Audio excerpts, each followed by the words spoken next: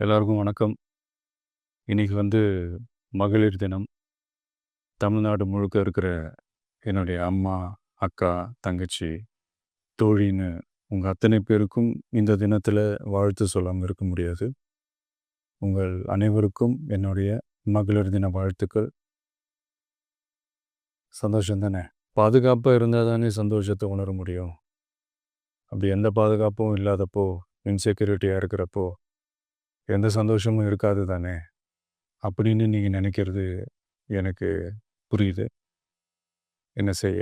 நீங்க, நாம எல்லாருமா சேர்ந்து தான் இந்த திமுக கவர்மெண்ட்டை தேர்ந்தெடுத்தோம். ஆனா, அவங்க எப்படி நம்மள ஏமாத்துவாங்கன்னு இப்ப தானே தெரியுது. எல்லாமே இங்க மாறக்கூடியது தானே! மாற்றத்துக்கு உரியது தானே! கவலைப்படாதீங்க. 2026ல நீங்க எல்லாரும் சேர்ந்து, இல்ல நாம் எல்லாரும் சேர்ந்து, இந்த மகளிருக்கான பாதுகாப்பை உறுதி செய்ய தவறிய இவங்கள மாத்துவோம்.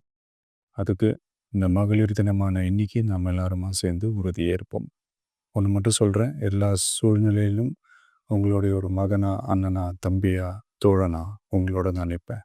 நன்றி, வணக்கம்.